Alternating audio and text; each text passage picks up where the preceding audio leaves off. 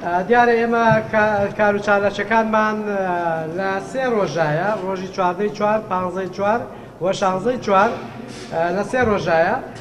ڕۆژی یەکەم لە ناو مۆنومنتەکە ئێمە سەعات 10 دەست بە مەراسیمەکەکەین. بەشی یەکەم مەراسیمە بنچینەیەکەیە کە لەسەر ستەیجەکرێ و لە هەمان ڕۆژ لە زانکۆی چەرمە لە ساعت 2 پاشنیوەڕۆ کۆمەڵێک کاری هونەری و کاری دۆکۆمنتاری و فیلم و ئانە پێشکەشەکرێ. ئەمن پێم وایە یادی ئەنفال پێویستی بە لیژنەی ئەمنی نییە، چونکە خۆیان خاوەنی پاراستنی ئەمنیەت و ئاسایشن، خۆیان قوربانی دەری وە قوربانی دەربوونە بۆ ئەوەی ئەمڕۆ بێتە دی. ئاکید ڕۆژی ئەنفال و ڕۆژانی دواتریش و سنووری قەزای چەمچەماڵ هەموو تاکێک خۆی بە پارێزەری ئەمنیەت و ئاسایشی سنوورەکە دەزانێت. ئەم بۆنەیە بۆنەیەکی نیشتیمانیە، هی تاک بە تاکی کوردستانە، بۆیە ئەبێ هەمومان ڕووماڵێکی نیشتیمانیانە بکەین.